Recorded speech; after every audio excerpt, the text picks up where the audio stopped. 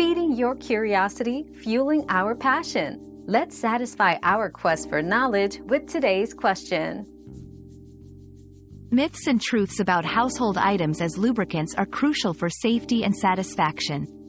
Myth: any oil-based product is safe. Truth: products like petroleum jelly or baby oil can degrade latex condoms, increasing the risk of breakage. Myth: cooking oils are good alternatives. Truth: while some natural oils may seem safe, they can cause irritation or infections.